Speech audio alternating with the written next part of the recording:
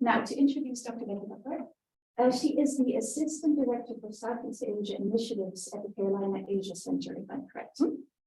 She holds degrees from Cornell University, University of North Carolina at Chapel Hill, and the University of Virginia.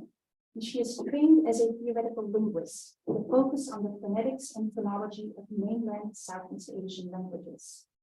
Dr. Butler has an ongoing interest in maintenance and preservation of Western spoken languages, in part because linguistic rights and language diversity are strong indicators of human rights, biological diversity, class inequality, and so forth and so on. This interest, I think, shines through in our efforts to highlight the value of linguistic diversity on UNC's campus, along with several of her colleagues there. More recently, Dr. Butler's research has focused on facilitating oral histories among North Carolina and Southeast Asian diaspora communities, which is what she and Sofia will be drawing on today. Dr. Butler has published a range of papers, articles, and chapters, the most recent of which are, I think, Dialect Diversity at the University, a report on the effectiveness of an educational initiatives, also approaching a phonological understanding of the sesquisyllable with phonetic evidence near and beyond. And she has also made a number of short films, among which migration stories, oral history interviews of our rural Chapel Hill's Burmese and French communities, oral history interviews by students on language use among Southeast Asian Americans in the US South, and Hark the Sound, a short film on dialectical diversity at UNC. Finally, Dr. Butler, along with some colleagues at UNC, received a Lose Southeast Asia grant to expand their Southeast Asia programming and to build a community of scholars working on Southeast Asia in the Southeastern US, which might be of interest to some of us here. As a part of this, they plan to host an annual Southeast Asia regional workshop in May of each year. And the first one is coming up, and I think it's still open to panels and presentations. It's just in case any one of us would like to join or advertise this. Sofia Thein is a member of the Burmese refugee community located in the Chapel Hill area. And she is an interlocutor, collaborator, and expert in Dr. Butler's oral history project. She is currently an undergraduate at the University of North Carolina at Chapel Hill, and she majors in sociology with a minor in health and society, and she has aspirations of becoming a physician assistant. She is passionate about spreading awareness of the social injustices and discrimination faced by the Burmese community in North Carolina. So please welcome Becky and Sofia for their talk, Organizing and Social Support Networks in 3 Southeast Asian diaspora communities in North Carolina. Thank you so much. That was a great introduction. I have so many thoughts about the Dolly Parton reference. She recently put out another, I don't know if it was a song or not, but working 5 to 9 as a way to like grind culture, which there's the whole like Marxist critique of the whole thing. But anyway, there's a lot to say about that, but that's not the topic. That's not why we're here. So thank you so much to the organizers of the Nelson Lecture Series on Southeast Asia, University of Virginia East Asia Center, and specifically to Sylvia and Thein for the invitation, and to Brian Murphy for coordinating the visit. I finished my undergraduate degree here almost exactly 20 years ago. So it is lovely to be back in this capacity. Sofia and I took a look around campus today. I did a lot of, I think I remember that. I don't think that building is here. It's been fun. I was looking over some of the previous lectures in this series, and I think this one might be a little bit different in that our focus is very much focused on the Southeast Asian diaspora in the US rather than Southeast Asia in situ, but I really appreciate your inclusion of this material. Something that we at UNC have been thinking about lately in a sort of programmatic way, that I've been thinking about, I've been considering is, what the future of area studies looks like when we seriously engage with the fields of diaspora studies and Asian American studies.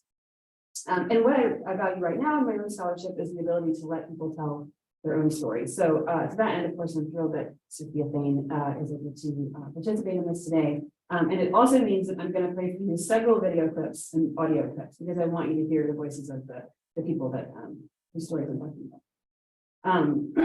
Okay, so I'd like to start off by highlighting this really wonderful work undertaken by the UNC Asian American Center in conjunction with Carolina Demography. I know it's kind of small and I don't expect you to see all of that, They've used existing survey data to bring into relief the growing numbers of Asian Americans in the state of North Carolina. This infographic shows that the group of individuals identifying as AAPI grew by 64% between 2010 and 2020, which is huge. I'm also interested in this infographic for a couple other reasons, namely the numbers of Vietnamese identifying people, which I think might be too high, and the number of other Asian groups, which I think might be too low. And I can talk a little bit more about those reasons specifically during the question period, but I suggest this is because of North Carolina's Montagnard community, which is the largest Montagnard community outside of Southeast Asia. It's also the community that the first organization I'll discuss, the Montagnard Dega Association, or MDA, was created to serve. So first, a little bit of history. For those who don't know, Montagnard is a French word meaning mountain dweller. It's the exonymous umbrella name given by the French during the First Indochina War to the peoples living in the central highlands of Vietnam and northeastern Cambodia. It was continued by U.S. soldiers during the Second Indochina War, also known in the U.S. as the Vietnam War, and eventually reduced to just yards by the U.S. Special Forces. The term actually refers to a number of different groups of people, some of whom speak Austronesian languages, including Ade and Jirai, some of whom speak Austroasiatic languages, including Brunong, Stan, Kaha, Banar, and others. The word Dega in Montagnard Dega Association, on the other hand, it's of Austronesian origin, and it's a preferred term by many, especially those that speak Ade or Jirai, the Austronesian language. But it has positive and negative connotations. And I just note these terms because many members of the community, especially the youth members, are quite reflective about the way in which they describe themselves. Some opting for Bible affiliations only, others for hyphenated identifiers, and so on. So I'd just like to point out the sort of contrastation of the name for the Dega. The first wave of Montagnard people arrived as refugees in the United States in 1986. I'm not going to talk today about the concept of refugee, there's a lot to say about that. These were former Full Row fighters and some of their family members. Full Row is an acronym which in English stands for United Struggle Front for the Oppressed Races. They largely first became known to the world outside of Vietnam in 1964 when they led a rebellion against South Vietnamese troops in Vietnam. For the Full Row and many civilian Montagnards, their main struggle was against Vietnamese incursions into their land, rather than advocating for or against the National Liberation Front of the South Vietnamese, fighting with the U.S., fighting with or against either side in the Vietnam War. Of course, many did take sides. In 1975, as the U.S. was pulling out of the war, many Full Row who were allied with the U.S. agreed to continue their struggle against the North Vietnamese. With virtually no support from the U.S. government, the Full Row received support from the Khmer Rouge, actually, but by 1986, when what was left of the Khmer Rouge regime had been operating in exile from Thailand for some years already, the Full Row lost that support as well, at which point several hundred sort of escaped to Thailand, were resettled as refugees in the United States, with a good deal of advocacy from former Special Forces soldiers who they fought alongside in the late 1960s. Another wave of resettlement occurred roughly in 1992, when most of the remaining Full Row fighters in Vietnam surrendered their arms after learning that Ibam Inul, their leader in exile in Cambodia, had been murdered by the Khmer Rouge some 17 years prior. The final large wave of Montagnard refugees arrived in North Carolina around 2001 via UNHCR refugee camps in Cambodia, following a severe crackdown by the Vietnamese government, which was following demonstrations against land encroachment, environmental degradation, population control, lack of educational access, religious persecution, and actually quite violent. So these are just some imagery. These are some Montagnard folks in North Carolina, but I just want to give some people's spaces. Okay. So the Montagnard Dega Association of Greensboro, the first organization I'm going to talk about, it's a 501c3 nonprofit formed in 1988. It was 2 years after the arrival of the first Montagnards, with the goals to, quote, unite and strengthen the fraternal ties of all persons of Montagnard heritage, to create a positive environment for all to meet, to build safe, healthy communities, to inspire education, and preserve our cultural heritage, MBA works in cooperation with mutual assistance organizations, community groups, aid organizations, local state and refugee resettlement agencies. MBA, the refugee service provider recognized by North Carolina Department of Health and Human Services. MBA holds citizenship classes in a variety of languages. They offer translation and interpretation services, resume support, and frankly, a lot of triage. They partner with public health agencies and public health researchers at local universities. And since the onset of COVID-19, they've increased their efforts to apply for large public health focused grants to support their community. They report that during the first years of the pandemic, quote, approximately 1,500 clients received COVID-19 related education and direct services, and 700 received supportive services while the pandemic raged. It was and continues to be truly life-saving work. In recent years, they adopted a separate organization, the Montagnard American Organization, which now operates as the Youth and Cultural Preservation branch of the whole organization. They offer traditional dance classes, weaving workshops, courses on how to play the ching or gong, and the list goes on. In recent years, MBA has expanded to include services for other refugee groups in the local area, including Vietnamese, Cambodian, Lebanese, Sudanese, Liberian, and Swahili speaking communities, so that they've really broadened their work. So I just want to give you a little bit of a taste of what they do. So the first clip I'm going to play is one of the traditional arts programs they run by the dance class. And the second clip is an informational video in a day about COVID vaccine updates. We won't listen to the whole thing, but just to give you a little sample.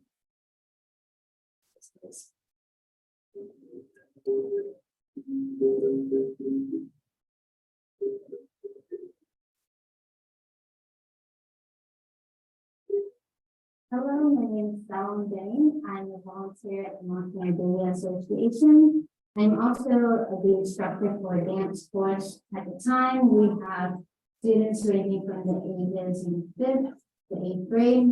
And we are funded through the North Carolina Arts Council. And this is an effort to preserve our culture, which is very rare in our area, and want to make sure that it's instilled in the younger generation so they can carry it on as well.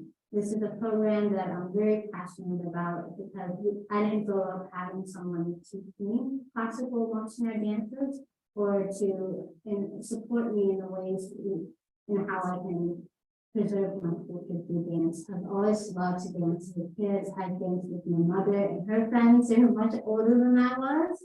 And so I learned much of my performances and my dance skills from them, and making sure that in the future this is something that is very popular and celebrated, and something that it has a lot of elegance and beauty. And when you see us performing, I hope that that's what you do out of this in the way that we present emotional performance.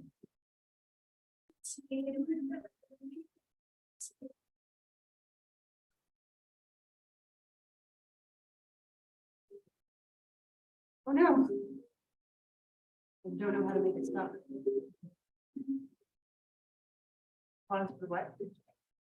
Nope.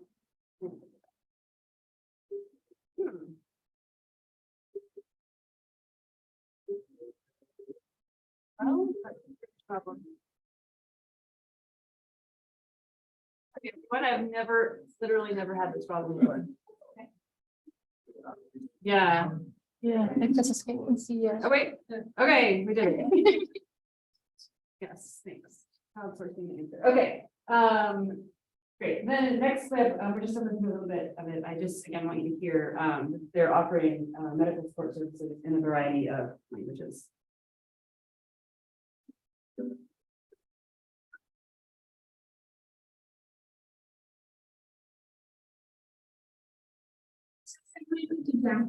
Tuần này, mai mong gặp lụ, nên có lẽ chưa có chỉ mặc rõ từ nộp văn phòng MBA, MBO. Stay gặp thời gian lụ ở thời xa này, rồi gặp được dứt ngàn tập ăn xung đôi vào gặp xa. Sẽ xin cùng from Health and Human Services Line. Chính ạ đọc, play lọt rõ đi thêm bình cảm COVID here không đọc booster, the lọt room. We don't have to listen too much. I don't think any of you understand today. So, but anyway, so they're just doing a variety of really amazing. Among residents of North Carolina, many low-income Asian American communities of refugee origin including Montagnards, suffer from relatively poor health outcomes as a result of inadequate services and serious system inequities. Morrison et al. 2022 surveyed 144 Montagnard adults and found that 79% had elevated blood pressure and 100% scored high for significant depressive symptoms. In response, MBA, along with researchers from UNCG and other local nonprofits, are pushing hard in their efforts to secure, like I said before, these large-scale grants to increase their services and address these needs. One current priority project is to improve system effectiveness for early intervention and mental health promotion for AAPI refugees. And this particular grant they're applying for, again, is for not only the Montagnard community, but the other communities that they are working with as well. Indeed, the MDA's work is guided by the needs of the community in which they are situated. They were founded by individuals in the first wave of Montagnard refugees who had and still do have strong connections to local stakeholders, including retired special forces soldiers and local churches. As the community grows and changes, so does the face of the organization. Because MDA is the oldest Asian American refugee community-based organization of its type in the state, it addresses multi-generational challenges such as care for the elderly, as well as increased education attainment and career navigation for the young. The former executive director, Isu Huang, has recently retired, although he seems to work as much as he ever did. And the organization is now run by a woman named Liana Adrong, a Rade woman with a master's in social work, is fluent in Ade, Vietnamese, and English, and is really part of this sort of sandwich generation, the first wave of folks and now their grandparents. Yet even with these changes, their work is noticeably apolitical. This is markedly different from the work of Siak Village, formerly the Southeast Asia Coalition, located in Charlotte, North Carolina, whose work is directly political. There is some overlap in their work, Siak Village's work and the work at MBA. For example, they help community members with citizenship paperwork, voter registration, they provide community triage support. During the shutdowns at the beginning of the pandemic, Siak Village members delivered bags of rice to local elders in the community. There are individuals who have ties to both organizations, and they do have a formal relationship as indicated on the MBA website. The bulk of the work of Siak Village, though, complements rather than overlaps with MBA. Siak Village has been a 501c3 for a few years now, but has existed as a grassroots organization for over a decade. Their work began in offering legal services to Vietnamese people in the Charlotte area, quickly expanded to include Montagnard people and people of other Southeast Asian origins, including Hmong, Lao, Cambodians, as well as Black and Latino community members and other people of color. While the organization now has a non-hierarchical organizational structure, it was originally spearheaded by Pat Ballet, and I'll let you hear from her in her own words about the origin of the organization. So in these two clips that we're going to listen to next, she tells about coming from California and her first experience of North Carolina. And then the second one is about the expansion of the organization, how it's continuing to grow. So let me just see if I continue to play.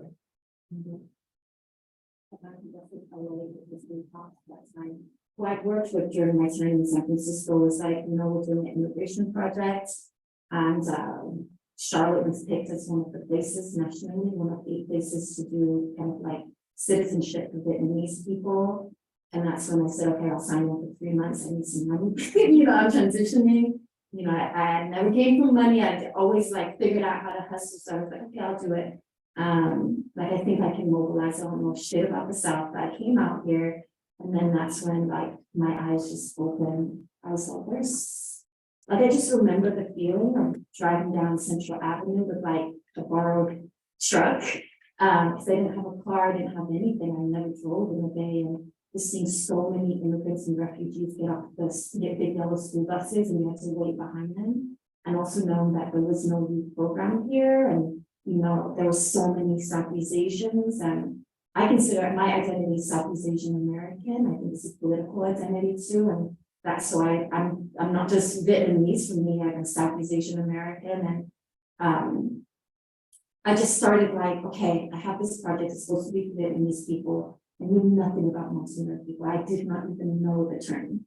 Like in California growing up, I've never met a Montagnard person that self-identified that way to me. Maybe I did. But then I started learning like, okay, there's people coming to get free legal services, and they have different names, different accents. And Tim was like, okay, he had been telling me about multi-yard boats, but I didn't quite understand until actually meeting. So then I said, fuck this, like, we're gonna make this project for all Southeast Asian Americans, not just for big boats. And then, once we started, like, really, because when you do that, then you need to find translators that can translate, like young folks that can translate for the elders, and it creates, you know, sometimes our fairs are not just Vietnamese, it's 5 or 6 different languages. So even though I'm executive director, that's just me finding my name. I was organizing director first. So that's when I started like going out to colleges and trying to recruit people, going to churches, multi-yard churches, making friends with a lot of young people that wanted to do something, you know.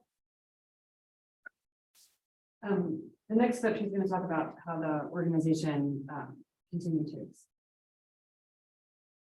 That's kind of like the journey, and within the work, being in the South, and, you know, also knowing that a lot of Southeast Asian communities across the US are resettled in Black and Brown communities. You know, I felt really weird.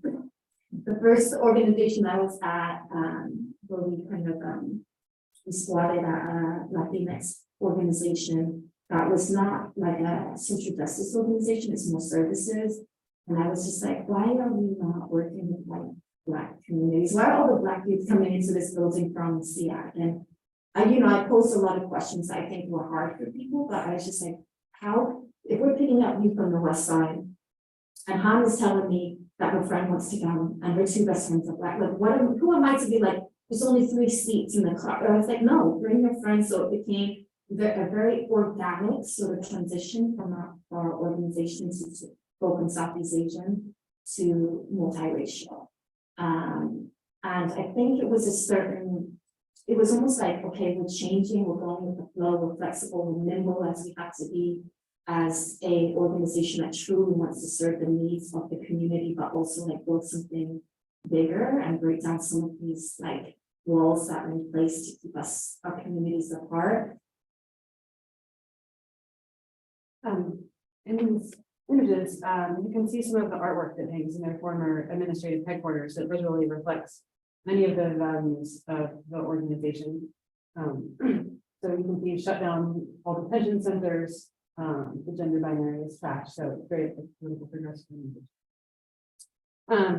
SAG Village continues to offer legal services. They now also maintain a youth program, multifaceted anti-deportation support, services for incarcerated community members and their families, and court support services. We're going to listen to one more bit of Pat explaining the origin of that.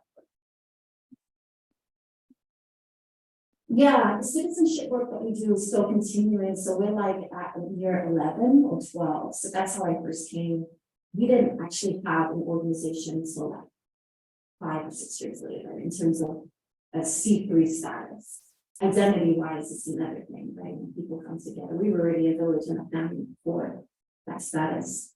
You know, with doing free legal services, you get to learn a lot about the community if you're looking.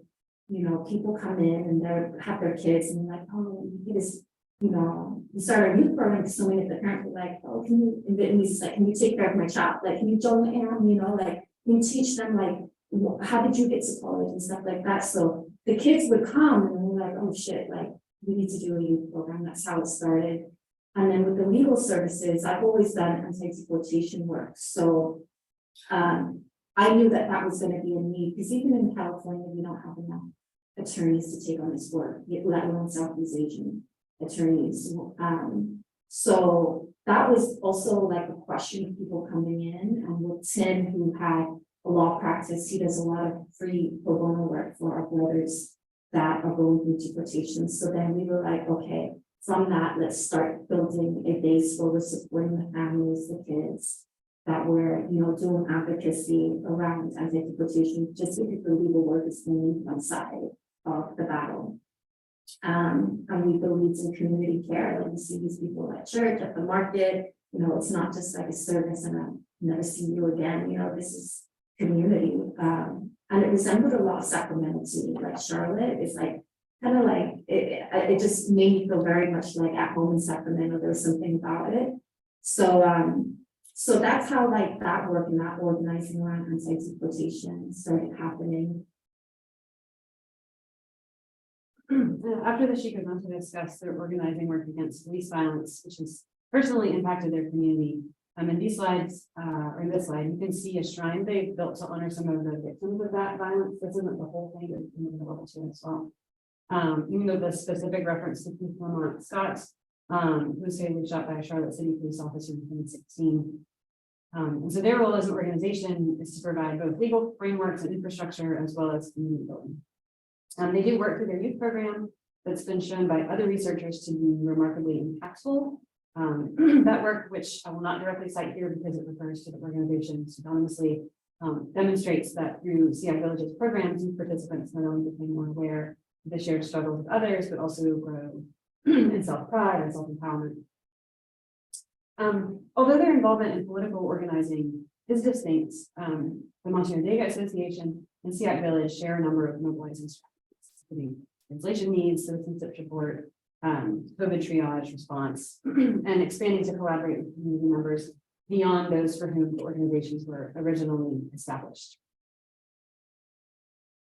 Okay, so now I'd like to turn to the third organization, Transplanting Tradition Community Farm, excuse me, located in Chapel Hill, North Carolina, which was established in 2010 as a partnership with the Triangle Land Conservancy. At that time, there were 14 families from Burma. Now there are more than 40, along with a waiting list. They grow over 30 crops native to Myanmar, in addition to crops indigenous to the U.S. Southeast. And you can see in this picture, the current executive director, although the farm originally served refugees from more varied backgrounds, actually now all the farmers at TTCF are from Myanmar. The majority are Karen, which is in the Karen language is pronounced Kenyal. So I'll use those terms interchangeably. Other farmers are Chin and Burmese. So just super briefly, history of Myanmar. As is widely known, the ongoing conflict in Myanmar is considered the longest running civil war in the world. Briefly, ethnic divisions were exacerbated by the colonial rule of the British. I'm saying it briefly, it wasn't brief for the people that were experiencing it. This came to a head in 1962, obviously after the British had gone, when the military leadership took over the government in a coup. Continuing to gloss over a great deal of history, what's clear is that the government rule has been very harsh, especially but not exclusively toward non-Burman ethnic groups. Many have fled to refugee camps in Thailand. Many, especially in the aftermath of the 1988 uprising, where then they often spend several years before being settled in the US and other countries. Many of the youth who participate in PTCF's programs were actually born in the camps in Thailand rather than in Myanmar, as most of the families relocated in North Carolina arrived in the 1990s and early 2000s. Okay, so we're gonna just watch a short video introduction to the farm. Featured on it is Kelly Owenby, who is the former executive director, reading the previous slide as the current executive director. So it's a couple of years old. So some of the numbers are a little bit different than what I told you, but it's a good, I think, overview. And then I'm going to turn it over to Sofia.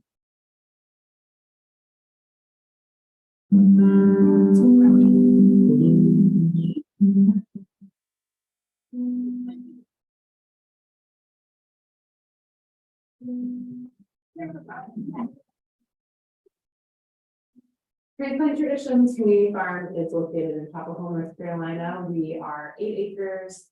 We're a working farm. We grow close to 100,000 pounds of food. We work with 32 families of refugee farmers from Burma, about 150 adults and children.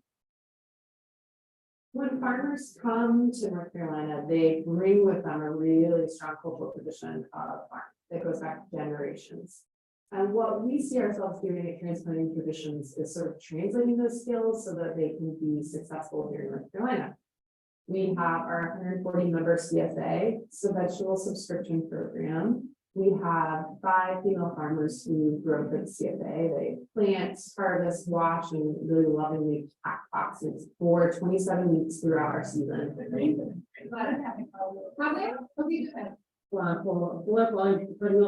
It is so important that this farm exists because it brings us together as a community. Also, I'm able to give back to the community by growing organic, healthy vegetables and introducing customers to new vegetables, like the ones we grew back home. We run a refugee teen leadership internship program where teens we work with are learning leadership and public speaking skills through activities through our nonprofit. Before being in the refugee youth program, I was just a refugee, but I didn't know how to tell that story to people. And coming to the farm, it allowed me to express myself and share that part of my culture. Farming here reminds me of back home and how my parents passed on their passion and knowledge of farming to me. I love it so much. Working on the farm helps me heal my body, reduces my stress, and gives me strength. Yeah, making money from the farm is really important to my family because it helps me buy things for my kids that I can't afford, like what they need for school. The other program that we run is our Share Care program, which is one of my favorite programs because we're able to use community donations to buy those vegetables from our farmers. And then we can donate those vegetables to Porch, which is a local food pantry that works specifically with the refugee community. So the food really does end up getting spread all throughout the community in really neat ways. We have grown incrementally each year because we've had to. And now we're at the point where we are trying to figure out what the next step is. We are really hoping to grow our customer base so that a lot of our farmers can really increase that income and have that goal of, instead of working 2 full-time jobs farming and their off-farm job, that they can really just farm, and that's their dream.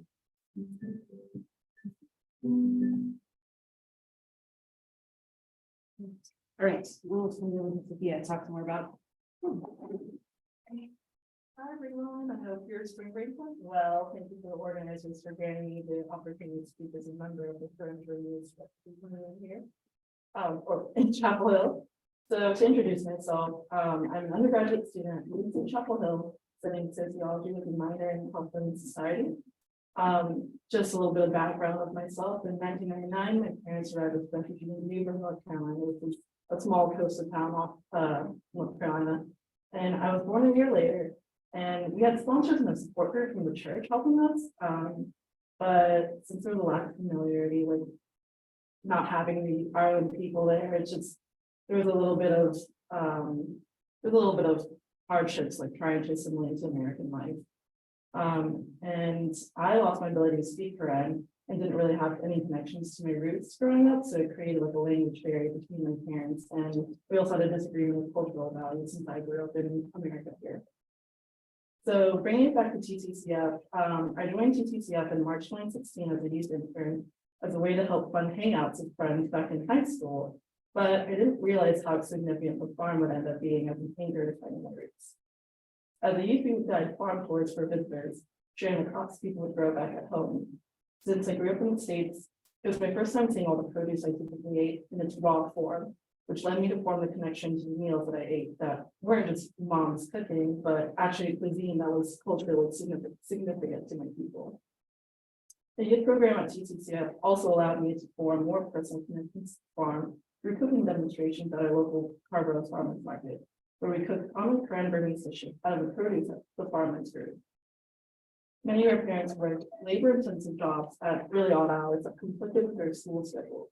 So it was difficult to find a time to learn our cultural dishes and honestly to even see our parents.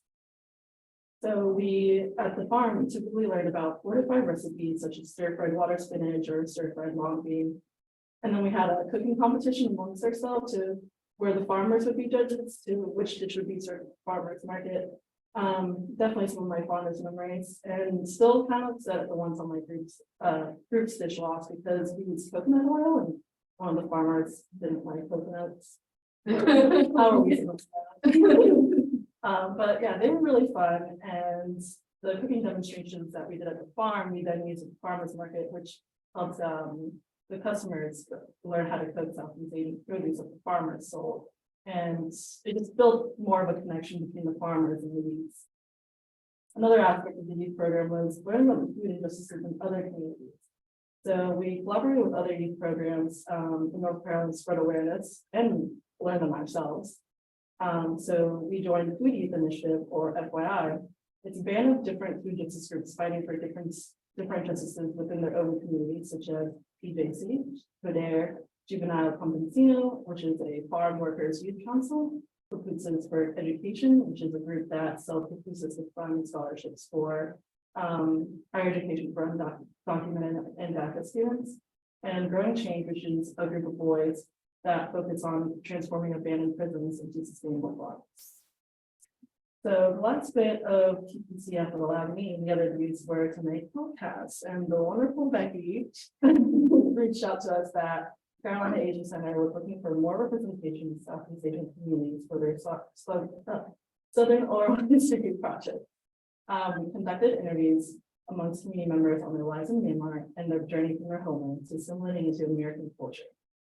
It was an amazing project that really gave me insight to how people live back at home and their struggles of coming from a village life to a very demanding and fast-paced American life. And the vast majority of the farmers at the farm are the housekeepers at UNC Chapel Hill.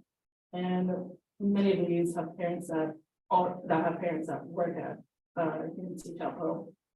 So I'm gonna move it over to Becky to continue talking about housekeepers. Yeah. I also want to say, Sofia was talking about the oral history project that to highlight that.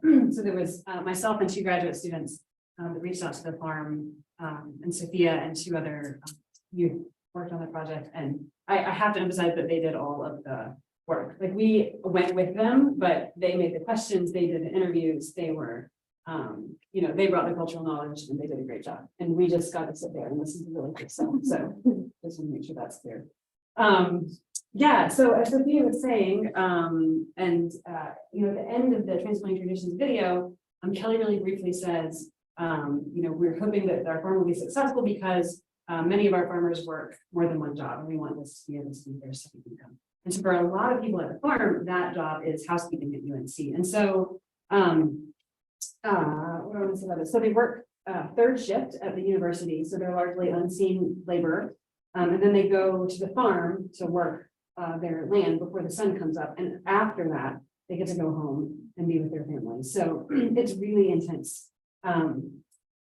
Mike Dimple's 2014 dissertation notes that as of 2011, people from Myanmar, including Burmese, Karen, Chin, Kachin, Rohingya, and Mon, made up nearly 40% of the housekeeping staff at UNC, and that number continues to grow. And so, although it's not organized by TTCF, we would be remiss not to mention how in recent months a number of the housekeeping staff from Myanmar have participated in protests at UNC organized by UW Local 150, which is the North Carolina Public Service, which is really to advocate for better working conditions, free night parking, higher wages, one of the things. So I want to show you a really short video of Tu Pa, who's speaking in the video in English, and then in Karen, and then in Burmese, at a February 22nd workers' protest in front of the South Building, which is the main administrative building on the campus. So, yeah, you'll have to indulge me. I just think it's amazing that folks are protesting in multiple languages. So I just want you to hear it too. We won't watch the whole thing. Okay, I would like to say all housekeeper member, we need to be member for union. Every had a problem, union has to support. Okay, and I would like to say that's the one. And then make hand like I don't think that before that. The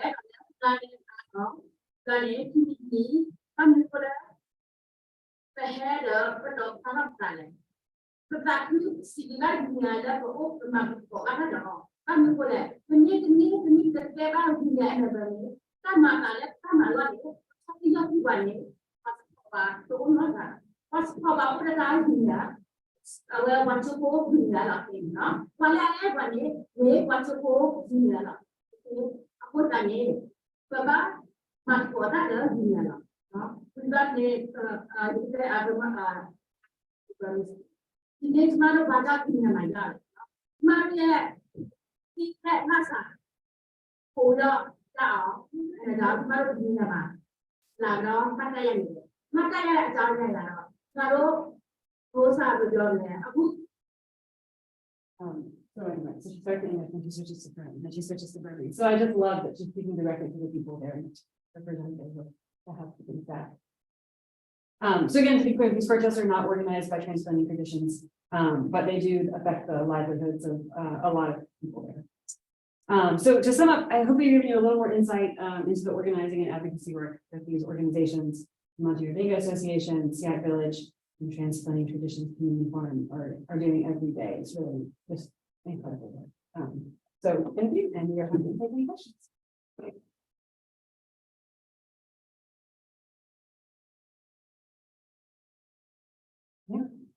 Thank you so much. This was a really terrific and eye-opening presentation. We're really grateful for you to come and to speak to our community. So thank you.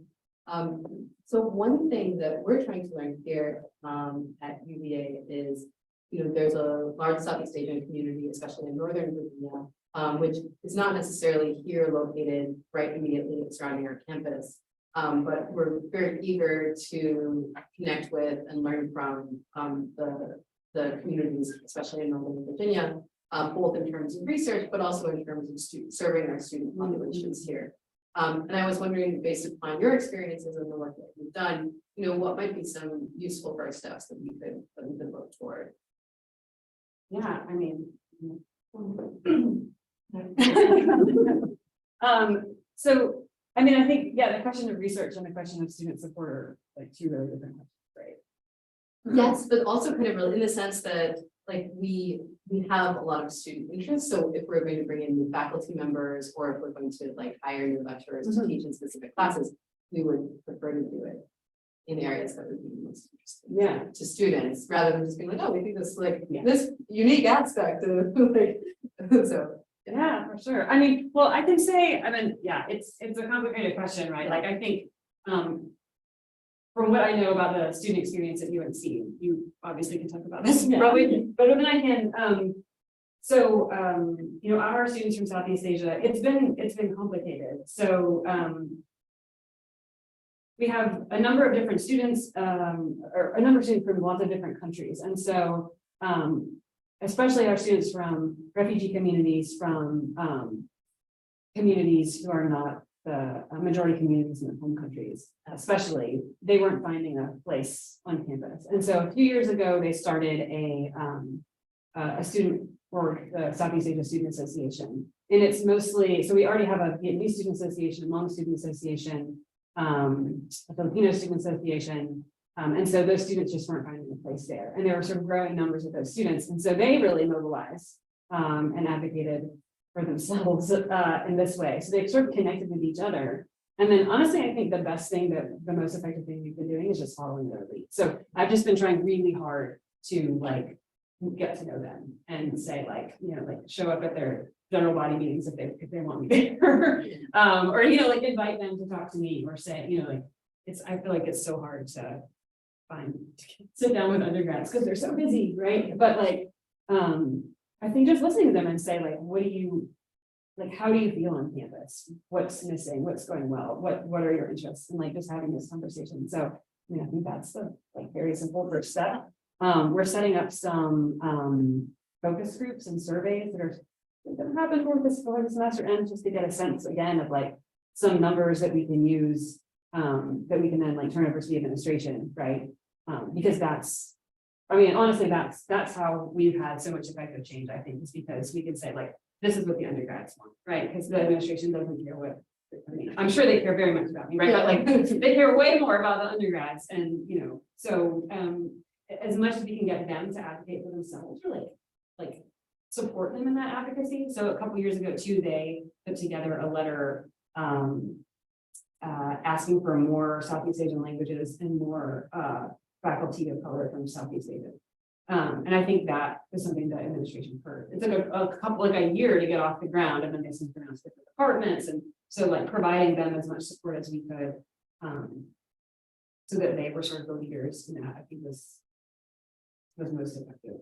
I'm not sure about like, I think I can say more about reaching students on campus and reaching students that are just a part of the state, but I guess it depends on like if those students are actually coming to UVA. Well, so it's kind of like both challenge. So on one hand, it's like meeting students who are here. On the other hand, it's also like making sure that students who aren't immediately in this community know that UB is an option for I them. see, yeah, And so, so if you have a large body of people whose parents are working at the university, then they may, maybe there may be like a few steps less different, less yeah. distance to actually coming and Yeah. applying. I think that's true. I also think word of mouth is huge. So like, I mean, if some students have a good experience, then they're gonna tell their friends back home. So I was talking to some folks, in the leaders of the Hmong Student Association last semester, and they were saying that the numbers of Hmong students at UNC is actually going down because a lot of them are going instead to UNC Charlotte and UNC. The number of them at UNC Hill is going down because they're going instead to Charlotte and Greensboro because they're just having better experiences. They're better like organized. So I think word of mouth is huge, and I'm not sure how much we can do for that other than like creating a better space and more educational opportunities. That's yeah. So you go ahead. Yeah. I was gonna say word of mouth is really big. I joined CP just because I saw it on Instagram. Like the students will like put it out themselves, and within the group, like people are also very open to hosting like cultural nights and all these different events where people are learning about each other. So the students themselves are definitely gonna put themselves out there. Yeah, I mean, I think in terms of academic content too, like we definitely have a dearth of Asian American studies at UNC, and Asian studies that focuses on Southeast Asia in particular. And so as much as we've been having these conversations with the students, like, we want these classes, like classes about us, but it's actually not just them either. I mean, it's like students from all over the state that are like, they have a buddy from high school that's from Cambodia or whatever, and they're like, why is there, I don't know anything about this. Like, so I think there's just a really broad interest actually in our students. So, yeah. Thank you, I appreciate it. And it's a tough, I mean, if it were easy to resolve, then we like this wouldn't, we probably wouldn't be having this particular conversation, but I appreciate your thinking and sharing your experience. So I think my question kind of follows on that, and I'm wondering, because I think at the beginning of your talk, you mentioned something, how you see the balance between Asian American studies and area studies, because they've not always been a nice fit. And if I could ask about that, and then from what you just said, in terms of class offerings, how is UNC handling sort of language offerings in less frequently taught languages? And to what extent is that a component? Because there is, there's like the content courses that you deliver to anyone, with the high school person with a friend from Cambodia or whatever. But there's also like maintaining sort of languages, which also seems to be something that is a different kind of challenge. Yes, for sure. So I guess first the question about Asian studies and Asian American studies. So I think we're asking ourselves the same question, right? We don't have the answer to that, but I think especially for where we are situated, because we have so many students who identify as Asian American and increasing numbers of them, it's something that we have to consider. Right? Like it's there, and we would be, I think, remiss not to. So what we have right now is a Department of Asian Studies, and then all the Asian American Studies classes are taught in American Studies. Lots of courses are cross-listed. I think there's a lot of, so in the past couple of years, we've established the Asian American Center, which is offering more programs now, but it's not offering courses. So I think this is just a moment of sort of growing pains, and I don't exactly know what's going to happen, how this is going to turn out. The other thing that's a factor for us is that Duke has a new Asian American Studies program, and it's growing, and I think it's thriving, and they're hiring new faculty. And so, the question is whether that pressure makes UNC like also need to have one so we can compete, or if it's sort of like, well, the students that are interested in that can just go to Duke and we're going to focus on other stuff. And it's unclear to me right now what's going to happen. There is a lot of collaboration. So I suspect that's probably the way it's going to turn out. And I would hope so, right? Like if we don't pull resources more often, we would do something. But there's a whole lot of collaboration in between the Asian American Center and the Asian American Studies program. So I don't know right now. I don't know what that looks like. Anything to add about that one? Okay, that's fine. And then the question of languages is also a question we're having. So we recently reinstituted Vietnamese. So part of that is funded through external grants. Part of that is because we've had a benevolent administrator. And then thankfully, I think obviously those classes are full. And so we know that the Department of Asian and Middle Eastern Studies is going to put in a request for a lecture. So we're finally getting that back, which is awesome. And then we're thinking about what's next. And we're probably going to do that through Fulbright FLTAs. That seems to be the way that people do that because it's a way to do it. And then there's also a, I don't know if you know about the Southeast Asian Languages Council. That is funded through the Luce Foundation. They have an annual meeting every year at Association for Asian Studies. And they've been thinking for the last 5 years about how really helpful resources to do that. So I think what it's going to look like is a lot of synchronous. So I think really the answer is thinking of mechanisms that we can fund students to take those languages synchronously at other institutions, because I think in terms of demand, it's almost impossible to sustain. I think for us in North Carolina, Vietnamese is going to work because we also have a UNC system language exchange. And so right now we only offer Vietnamese in person at Chapel Hill, but the year after this coming, we're going to offer it on the language exchange, which means students at UNC Charlotte and UNC Greensboro can take it. And those are where our big communities are. So I think we could probably fill like 5. And those would happen online? There, yeah, it's like a synchronous learning thing, but it's through UNC's system. So like nobody has to pay any extra money, and it's really easy to do. But I already know that we have a student who wants to take Khmer, so she's probably going to take it through like university. And I think honestly that's probably the future. So yeah, but I think I'm hopeful that we will be able at least to get an FLCA for Tagalog, because I think there's student demand for that. Yes. Thank you to the talk, it's really interesting. You touched on this, but you said you talked about it on Q&A. I think two things. One is just maybe Sofia would speak this to, like, what are the numbers? You may have said not very optimistic, but and then like you say like there's a part that's too high and there's a part that's too low. I was just curious about that as well. Yeah. In terms of like what was it, like 10,000 for current folks? Yeah, might be, I think it might be less than that though. I'm not sure on the estimate exactly, but. How about you would see them, like you're there, like Oh gosh, I'd probably see like 10 current people compared to like maybe like the 20 or 30 or 40 I saw at UNC Charlotte. I was also going to mention that for your question that I think involvement with people who aren't students yet, but like high schoolers. Because I remember when I was in high school, UNC kind of reached out to us saying that there was going to be free SAT tutoring for the Korean Burmese community. And so like a bunch of people my age we just went to like the SAT tutoring session. I think the showing interest in the high school students just really kind of helped like start the engagement process of us attending the school. Yeah.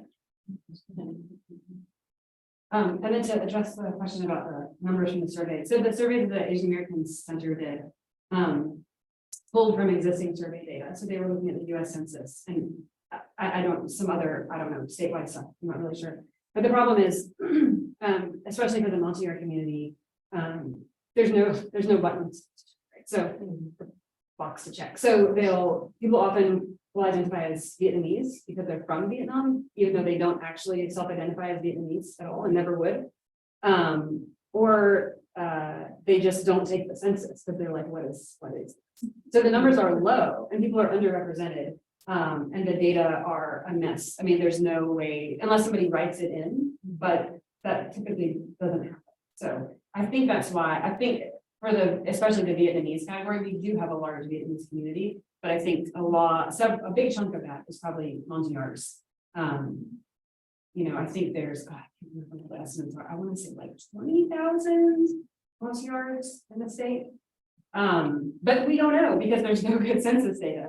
So part of the funding that we just are going to do with our Luce grant is work with Carolina Demography to do some kind of survey, something. We haven't quite figured it out yet because obviously just pulling data from existing surveys doesn't work. So figuring out how to like look at one community in particular and then like, think about what are ways that we can actually get this data, because we don't have the numbers. I mean, I don't know that we have them. We probably have better numbers for the random Burmese community than we do for Montagnards. But then I know like we have Karenni people coming in, we have Rohingya people coming in, you know, they're just, we don't know.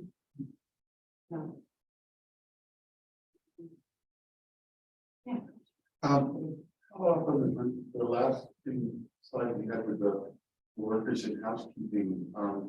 At UVA, a lot of our recent refugee arrivals are actually also employed at the university in housekeeping at the hospital, but not by the university. They're employed by contractors. Is that true here, or are they employed by the university? They're employed by the university. And so the contractors, you know, a couple of contracting companies in Central Virginia that have targeted these refugees. So often for the job they can get, so there's a real benefits to them as well. Do you know how the university is pulling people in for that employment?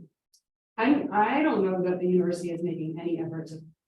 Is it a word of mouth among them? Yeah, please do. Yeah, it's definitely word of mouth, because I think just like the first group started working there like years ago, and then as people started like immigrating in, more people were just like, here, like, I can help you get a job. And it was just really just, I'll help you get a job. This is a job that I have. And are they unionized? It's sort of unclear. So, you know, you can't form a union in the right to work state. But there is a union. So they're doing union activities, but I guess it's not formal. It's very unclear. So they don't collect. No, they don't collect the part, and they don't have to pay dues. So it's very much like this. So of course they're struggling because even like they collect the part. It's harder, right? But it sounds like they're gaining momentum. I mean, that's the feeling that I have. I don't know how you. Yeah, no, I'll literally go to class and I'll see them, a huge crowd of people with like this video. I literally saw it from a distance going to class. It's very loud, very impressive, and tons of students are walking up and signing little sticky notes saying that we support housekeepers, or people on Instagram are like, we support you guys. So it's getting a lot of traction. Yeah. Yeah. And I will say, I mean, there are people in housekeeping who are like, have said for years that we need training materials in Burmese, in Karen. Like there is no safety training. And so people are taking safety training in a language they don't understand, and that's not safe. Yeah, I was gonna say that my aunt sends me like safety training stuff all the time, because she's like, I can't read this. And I'm like, here, I'll answer them for you and I can translate them for you. But then that's just like me and her. Like, what about everyone else? I can't do that forever.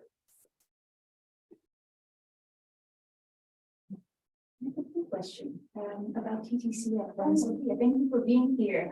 Both of you, thank you. It's also really wonderful to hear about your experiences there. And I just got really curious, what kind of, say, non-Carolina, Southeast Asian crops or spices are at the farm?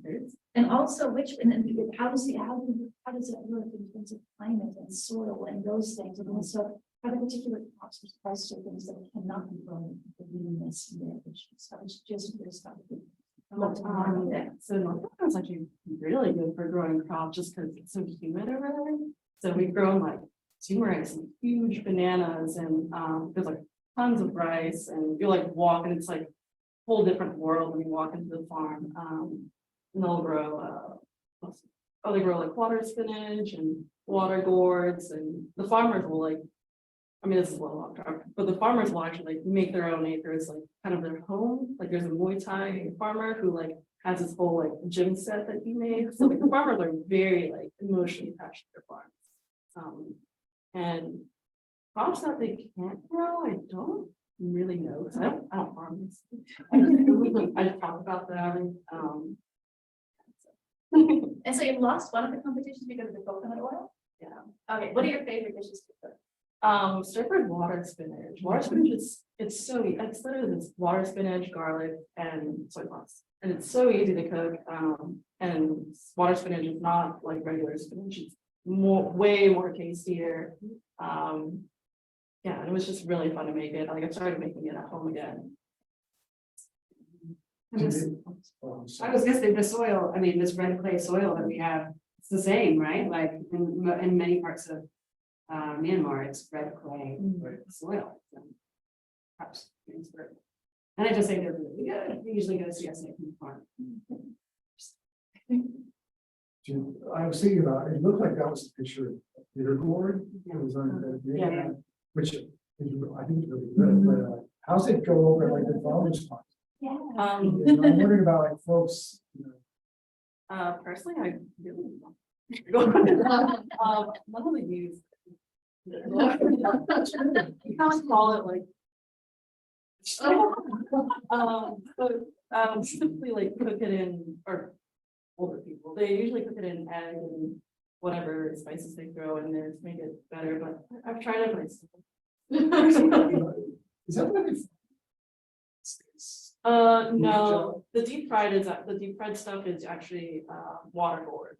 Oh, Yeah, but the bitter melon, I haven't been to the farmer's market in a little bit with TTCS. I'm not sure how well it sells, but at least with the older population. And if you have a CSA, they'll send a weekly email to remind you to come pick up their box, and they whatever sort of maybe less familiar to many people vegetables included. They also include a recipe, so you can feel creative. Yeah, and then I think don't they have the option of like for your box you can pick either like I want a lot of Southeast Asian vegetables or I want a little bit of Southeast Asian.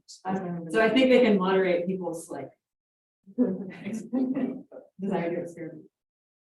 The logo was okra, wasn't it? Yeah. It is. Is that across, southern and southeast Asia? Yeah, there's a lot of okra. No, I just know there's a lot of okra dishes that I eat. Oh, I don't. Yeah.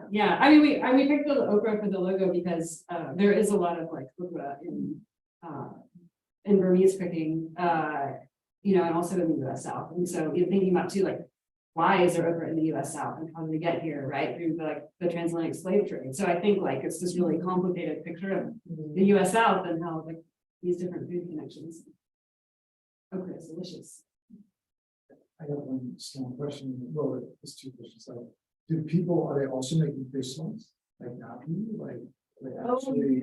Yeah. So my family definitely does make the beef, but I try not to eat it because it's good actions. Oh. Well, and I also you mentioned translating, Sofia, so you had said earlier that because of growing up, North Carolina, retaining the language, Yeah. But having now like.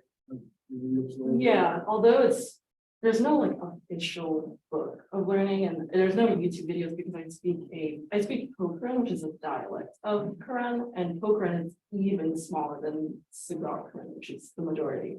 So I've just had to pick up words from my family, and sometimes they'll talk to me and I'm like, what he said, like which word is it? And then they'll just translate it, and that's how I just picked it up over the years. And now I'm kind of able to speak it, but if someone has like a full-blown conversation with me, then I get a little scared. But I've been able to have conversations.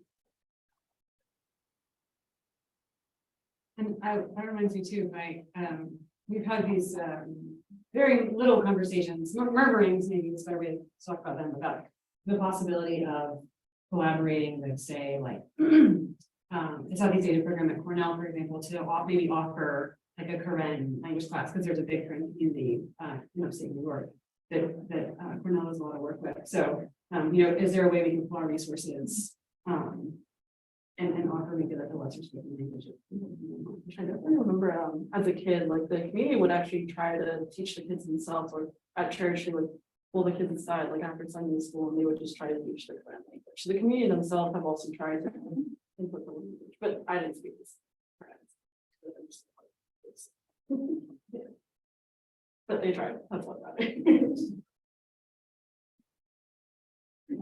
Another follow-up related to, so thinking about the vegetables and the landscape, is the similarity of the climate and geography part of the reason why the refugee resettlement process was focused on North Carolina, or was it just a accident, or It's just a happy accident because originally the farm or the community farm before it existed, there was a community garden and in Carborough, which is a small little town. And all the farmers just kind of like, before they were farmers, they were just trying their best to grow their own crops, but which mingled in with other people's community, little crops. And that's when they realized that they needed, a much bigger land for these very agricultural. But, and I think pretty quickly people started coming directly to North Carolina. So instead of like bouncing from one of the other communities first, I was talking to Seattle, one of the farmers, and she was saying that like, and I said, did you go to somewhere else first? And she was like, no, like my brother was here and said it was warm. That's where they went. Makes sense. I mean, if you had to choose between Right. North Carolina.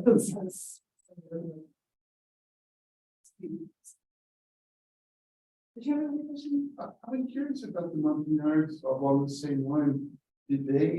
Were they sort of brought in by the IRC?